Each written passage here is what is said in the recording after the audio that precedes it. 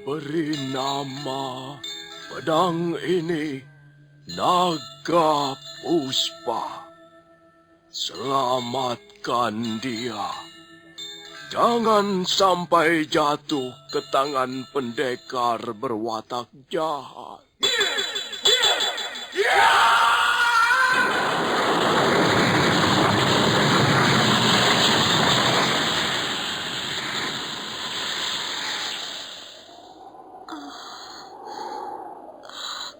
Kakang Kamandano,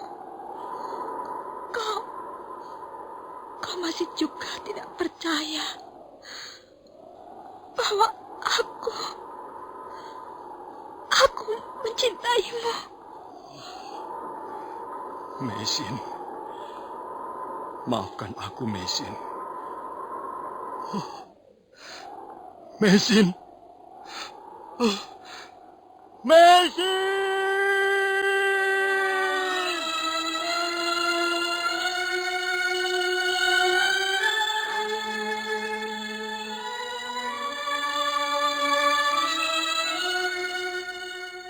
Tutur Tinula.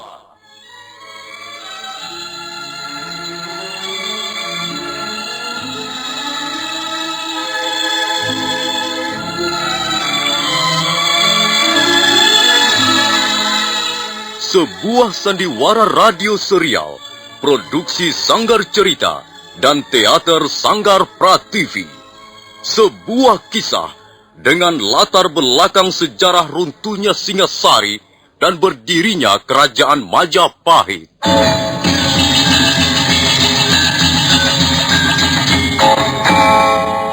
Sandiwara ini didukung oleh pemain-pemain radio yang sudah ternama. Ferry Fadli, Ivone Rose, dan Eli Ermawati.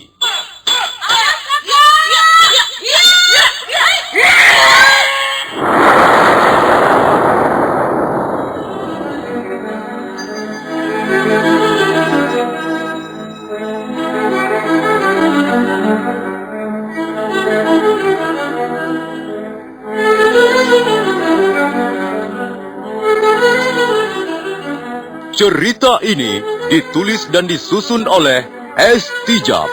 Teknik dan montase dikerjakan oleh Rudi Tinangon dan Joko SP. Sutradara Y. Rudi Wartono. Kali ini mengetengahkan episode ketiga dengan judul Daun-Daun Bersemi Lagi.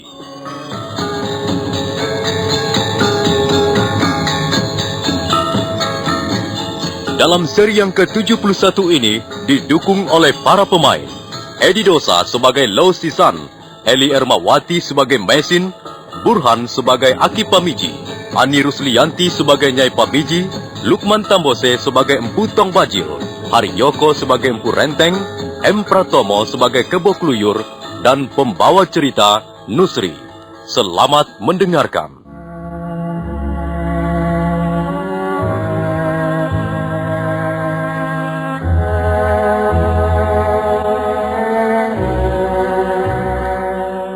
Hari mulai gelap. Remang-remang cahaya matahari menembus celah pohon di belakang rumah kediaman Aki Pamiji. Pendekar Lau menuntun istrinya melewati tanaman jagung dan palawija yang baru tumbuh. Aki Pamiji mengantarkan mereka ke ruang tidurnya di sebuah gandong atau bagian rumah yang terletak di belakang. Nah, Tuan dan Nyonya Lau bisa istirahat lagi di tempat ini. Itu obatnya harus diminum sampai habis. Terima kasih, Aki. Obat ini rasanya pahit sekali. Ya, obat yang pahit rasanya biasanya mujarab. Bukan begitu, Tuan Lau? Benar, Aki. Obat yang berkhasiat biasanya memang amat pahit rasanya. Karena itu, janganlah takut pada yang pahit-pahit. Justru yang rasanya manis, kadangkala kita harus waspada. Karena seringkali mengandung hal-hal yang menyedihkan di dalamnya. Nah, kalian istirahat dulu di sini. Aki mau bicara dulu dengan Nyai di ruangan depan. Loh, aku mendapat kesan Nyai Pamici kurang menyukai kehadiran kita di rumahnya. Agaknya memang begitu. Tapi, ya, mau bagaimana lagi? Kita harus menunggu keadaanmu pulih. Baru bisa melanjutkan perjalanan dengan tenang. Tapi loh, rasanya keadaanku sekarang sudah bertambah baik. Rasa nyeri sudah tak ada lagi. Tidak, Mei. Wajahmu masih agak pucat. Ini kan karena hanya kurang istirahat. Kukira besok pagi aku sudah benar-benar segar. Kalau begitu, besok pagi kita pamit, Aki. Kita tinggalkan tempat ini. Menurut Aki, banyak orang-orang berkeliaran di daerah ini. Dan mereka mencari kita. Kabarnya disediakan upah yang tinggi bagi siapa yang bisa menangkap kita dalam keadaan hidup. Karena itu, kita harus lebih hati-hati, loh. Rasanya bahaya mengancam di mana-mana. Rasanya nyawa kita seperti telur di ujung tanduk. Kalau kita meneruskan perjalanan, sebaiknya jangan sampai bertemu dengan seseorang. Aku yakin ciri-ciri kita sudah disebar kemana-mana. Hingga setiap warga desa pasti akan dapat mengenali kita sebagai manusia buron pemerintah. Ya, besok kita berangkat ke Kurawan. Kita ambil jalan menyusuri tepi hutan supaya tidak mudah bertemu dengan orang. Ada apa, Mesin? Aku lelah, loh. Setiap ingat bahwa kita berjalan tanpa tujuan yang pasti, aku merasa lelah. Sungai-sungai ada muaranya. Tapi perjalanan kita di negeri orang ini, di mana harus bermuara, loh? Ya, barangkali muaranya ada di dalam hati kita sendiri, istriku. Loh, kadangkala aku merasa takut sekali. Aku takut menghadapi sesuatu yang tak pasti. Aku takut melawan bayang-bayangan yang tak jelas sosoknya. Dan setiap perasaan takut itu datang mencekam. Aku lalu menjadi dingin. Peluklah aku, Lau. Peluklah. Mei. Supaya hatiku menjadi hangat kembali. Mesin.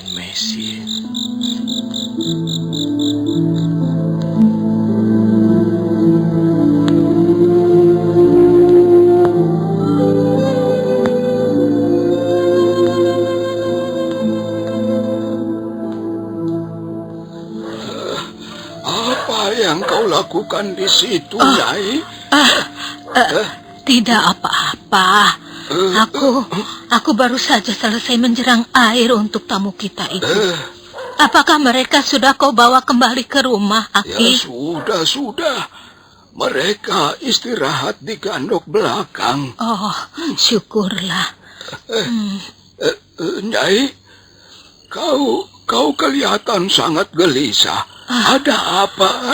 Tidak ada apa-apa. Aku tidak gelisah. Kau jangan berdusta padaku. Lebih baik kalau ada sesuatu yang kurang menyenangkan, katakan terus terang. Sudah kukatakan, tidak ada apa-apa, Aki. Kau menyembunyikan sesuatu, bukan? Kau ini ada-ada saja. Aku menyembunyikan apa? Makin tua, makin mudah curiga saja. Kau menyimpan uang ringgit. Dari mana kau peroleh uang itu, Nyai? Aku menabung, Aki. Sudah sejak lama aku menabung. Aku tidak percaya. Pasti kau telah memperoleh uang itu dengan cara yang tidak pantas. Aki, aku bukan keturunan maling atau rampok. Uang ini uangku sendiri, tahu? Iya, tapi dari mana kau peroleh uang ringgit itu? Dari manapun ku peroleh uang ini, bukan urusanmu. Tidak bisa begitu, Nyai. Bisa saja begitu. Mengapa tidak? Tua-tua begini, aku masih bisa bernama laki-laki. Aku yang bertanggung jawab dalam rumah ini. Kau tidak boleh berbuat sesuka hatimu tanpa sepengetahuanku. Dengar, Aki. Selama ini mana pernah kau membuatku senang? Hah?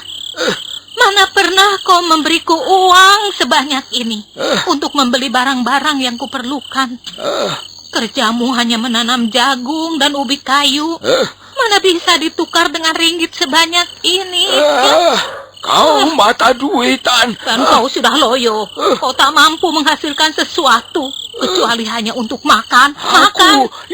Aku sudah tua, Nyai. Kau pun sudah nenek-nenek. Sebentar lagi kita akan dikubur. Aku tidak bernafsu mengumpulkan uang seperti anak-anak muda itu.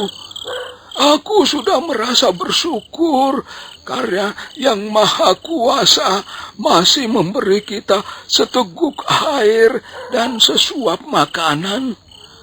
Kalau kau ingin kaya, ingin banyak duit, bukan di rumah ini tempatnya. Oh, kau jadi mengusir aku ya? Baik. Aku tidak mengusirmu, Nyai. Tapi kau sendiri yang membuat dirimu merasa diusir.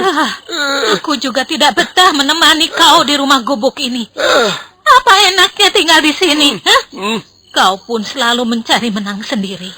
Kau terima orang numpang sembarangan saja tanpa lebih dulu berunding dengan aku. Apa itu adil? Nyai, kalau kau masih gatal menggenggam uang ringgit seperti itu, lebih baik jangan bicara soal keadilan. Tidak cocok. Tidak akan ketemu. Keadilan itu justru membutuhkan pengorbanan, membutuhkan olah rasa dan pengertian yang besar. Sekarang kau bicara seperti layaknya seorang penghulu agama. Maaf, Aki. Maaf, Nyai. Tuan Lo, jangan dengarkan kata-kata istri saya ini, Tuan. Dia memang begitu. Barangkali Nyai ada benarnya juga, Aki. Kehadiran kami di sini memang tidak pada tempatnya. Tidak, Tuan Lo. Tuan Lo jangan beranggapan begitu. Saya benar-benar tulus ingin menolong Tuan dan Nyonya Lo. Jangan dengarkan wanita tua ini. Dia memang begitu. Suka bawel, suka rewel.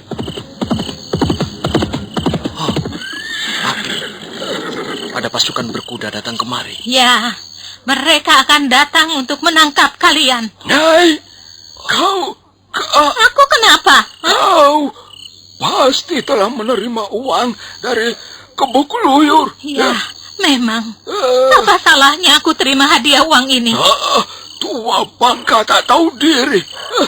Kau telah menerima suap dari Kebuk Luyur. Sungguh memalukan. Aku malu, Nyai. Aku malu. Lebih baik ku buang uang ringgit ini. Jangan, ini uangku. Jangan, Aki. Uang ringgit ini tidak halal. Uang setan. Aki, kau buang uangku. Kau sebarkan uang ini seperti tidak ada harganya. Memang tak ada harganya. Seperti kau. Kau itulah yang tidak ada harganya. Laki-laki jompo, tidak punya otak. Dan kau wanita tua tak punya hati. Menyesal aku mengajakmu tinggal bersamaku di rumah ini. Hanya mengotori sisa-sisa umurku saja. Ada banyak orang di sekitar rumah ini. Iya, tenanglah, Mesin. Tuan Lo, maafkan dia, Tuan Lo. Gara-gara dia, maka orang-orang itu berdatangan kemari. Sudahlah, Aki. Aki dan Nyai tidak bersalah. Kamilah yang tidak tahu diri. Kami memang orang-orang buronan. Kami pantas hidup tidak tenang. Mesin. Iya loh. Kita terpaksa menghadapi mereka. Oh ya, bagaimana keadaanmu sekarang? Kalau terpaksa, aku masih bisa bertarung barang 10 jurus. Kau tidak perlu khawatir loh. Kalau begitu, marilah kita sambut mereka. Maaf, Aki. Kalau kehadiran kami membuat suasana rumah Aki menjadi tidak tentram lagi. Hati-hati, Tuan Lo. Jumlah mereka cukup banyak.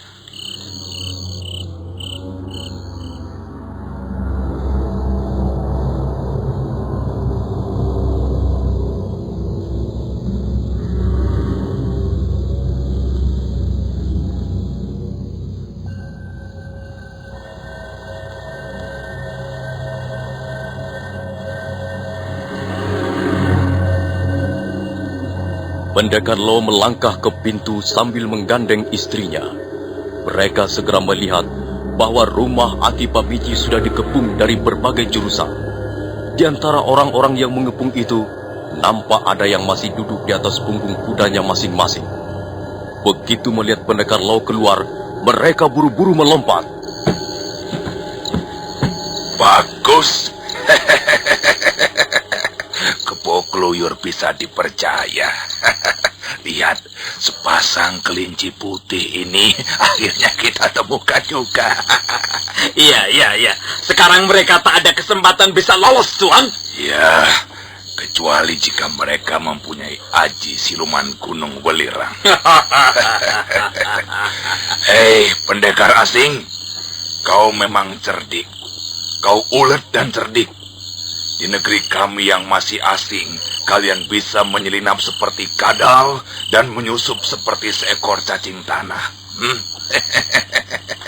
Itu sudah menjadi bukti bahwa kalian adalah pendekar tangguh, paling tidak untuk ukuran di negeri kalian. Tapi di sini, di kerajaan Kediri, kalian tak akan mampu berbuat banyak. Kalau kemarin kalian bisa selamat, kalian bisa mengelabui kami dan meloloskan diri dari pengawasan kami. Tapi sekarang kalian tidak mempunyai pilihan lain kecuali menyerahkan diri. Kami tidak akan menyerah. Kami sudah mengambil keputusan bahwa kami tidak akan menyerah. Kami membela apa yang menjadi hak kami. Sebenarnya menyerah ataupun tidak, nasib kalian akan sama saja. Ayo sergap mereka. Kepung dan tutup rapat halaman rumah ini. Jangan sampai ada ruang yang bisa mereka gunakan untuk meloloskan diri. Tunggu, Kakang Bajil. Coba kalian pikir lebih panjang sedikit. Tidak ada gunanya kalian memberikan perlawanan. Kalian justru bisa mati konyol. Jika kalian sedikit bijaksana, mungkin Kakang Bajil akan bersikap lebih lunak. Mesin, kau sudah siap? Sudahlah. Kami tidak membutuhkan sikap lunak. Kami sudah banyak menderita selama di negeri ini. Kami dikejar-kejar, diburu tanpa tahu apa kesalahan kami. Kami diperlakukan seperti pencuri yang pantas diburu dan ditangkap. Hayo, kami memang tidak mempunyai pilihan yang lain. Majulah, tangkaplah kami, bunuhlah kami.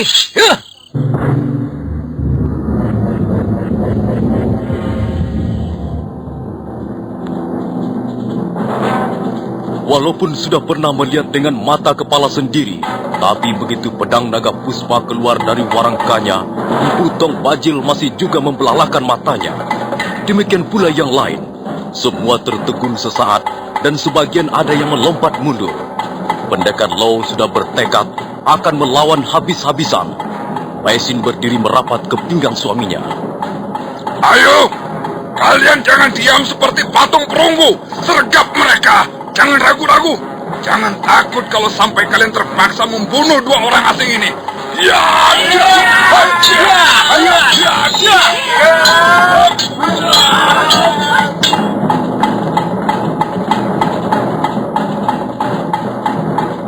Pendekar Lo mengamuk dengan pedang naga puspa di tangan kanannya.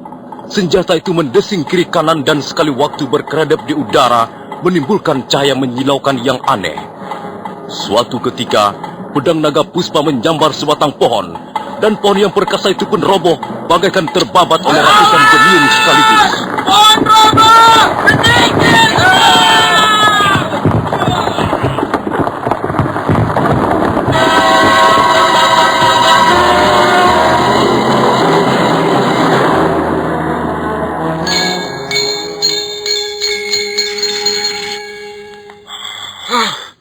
papan itu roboh menimpa rumah Aki Pamiji, Tuan.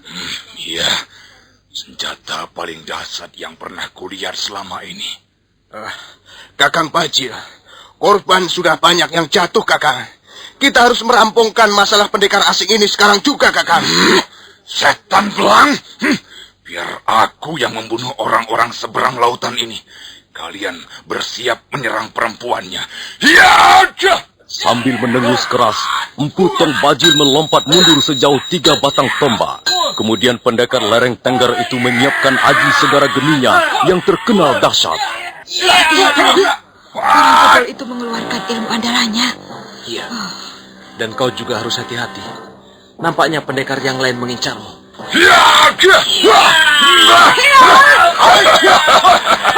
Hai, orang-orang asing yang malang! Kalian telah membuatku tak bisa lagi mengendalikan diri. Sekarang kalian akan melihat sendiri seperti apa aji segara geni. Ayo, yang lain ikut menyerang. Terus kepung mereka dan jangan beri kesempatan untuk istirahat, walaupun hanya untuk 1 tarikan napas.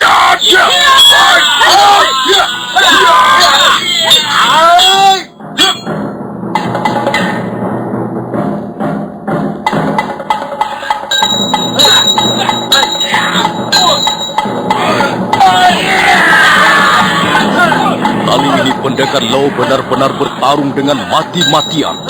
Dia harus menghadapi Empu Renteng, Dewi Sambi, dan Empu Tong Bajil yang terus-menerus menggempurnya dengan aji segara geni.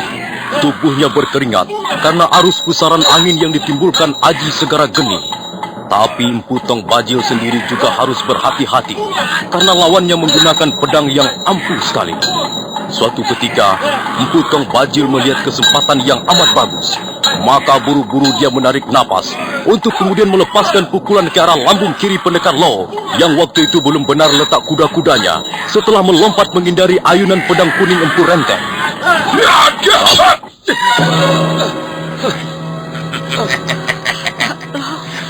Kau benar, Lo. Kau memuntahkan darah, Lo. Nyawa kalian tinggal sejengkal lagi. Kalau kalian tidak juga mau menyerah, kalian akan mati di tanganku. Lo, lebih baik kita menyerah saja, Lo. Tidak, kita tidak boleh menyerah, Mei. Kita jangan sampai menyerah.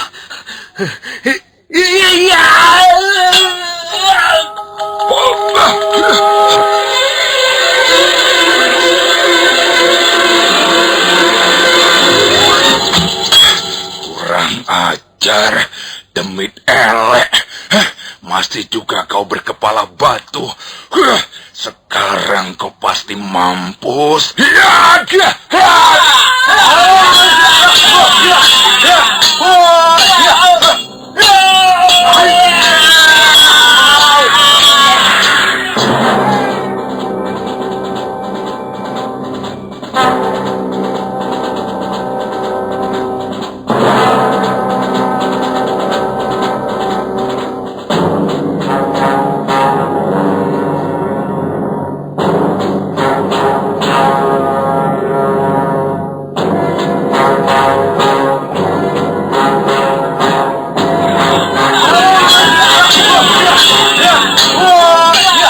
Ini keadaan pendekar Lo benar-benar gawat.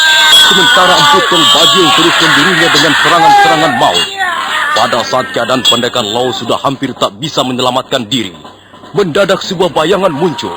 Bayangan orang bercadar merah itu langsung menggebrak Empu Tong Bajil hingga pendekar Lo selamat dari ancaman maut.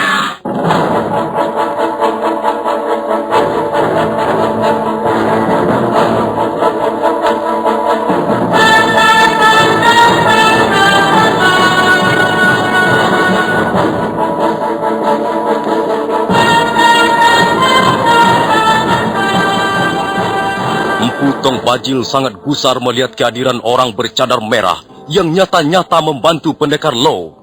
Maka dia segera menyiapkan serangkaian serangan baru lagi. Sementara Empu Renteng dan Dewi Sambi terus berusaha menembus pertahanan Mesin yang tak pernah jauh dari suaminya. Nah, para pendengar sekalian, bagaimana akhir pertarungan maut itu? Apakah yang akan dialami pendekar Lo dan Mesin? Dan siapa orang bercadar merah yang telah menolongnya? Silakan menunggu seri berikutnya. Sampai jumpa.